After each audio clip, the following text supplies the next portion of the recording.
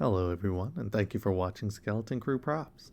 As of the time of writing, May 4th, the day of our war, was 6 days ago, so in honor of Star Wars Day, I finally built and painted some Star Wars kits I had laying around. So strap in and get ready to watch me procrastinate for 5 days straight.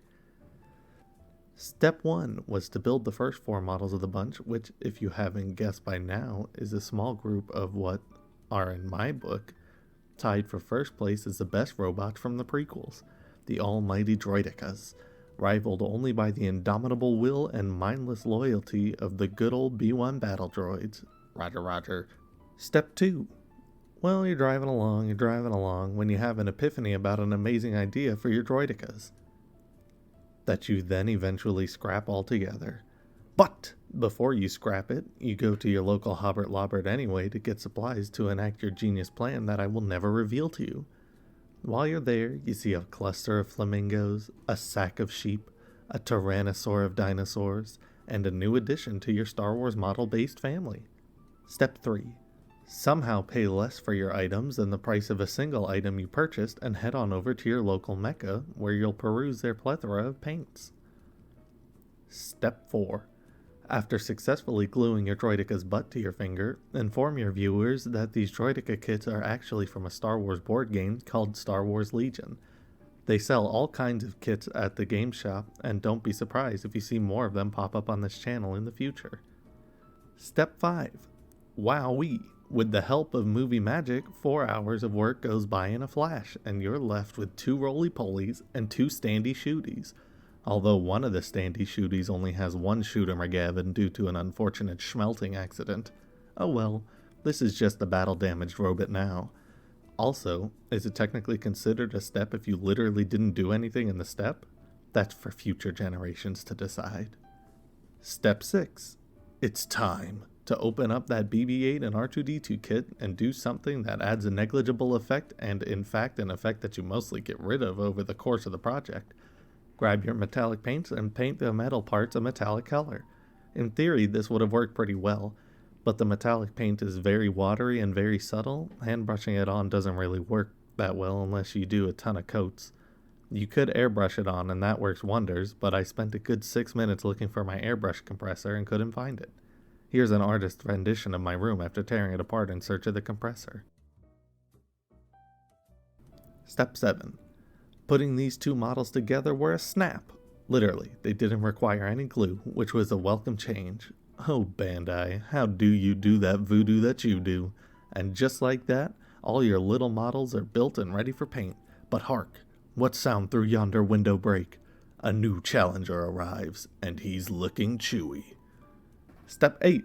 Paint all your roly-polies to get a handsome coat of a gloss black to help the shiny silver pop. Also at this point, I found my compressor, which is why the silver actually works now. Use your patented clips and helping hands to hold your unruly models and spray out the open window to avoid sucking down paint fumes. While you're getting these beauty shots of the chicken walker, I'll take this time to let you know my intentions with your daughter. The AT-ST will be painted like the one on Endor when Chewie steals it, including the blaster bolt blowout on its nose. I could have just painted a boring old gray, but that's no fun. Bonus fact, the entire inside of the AT-ST is also modeled and comes complete with Imperial pilots. Secundo, the BB-8 I will paint will look pretty dirty like he did in the Escape from Jakku, and the R2 I went for a dirty rusty version from episode 3, I think, and spoiler, R2 and the AT-ST turn out to be my favorite, especially R2. Step 9.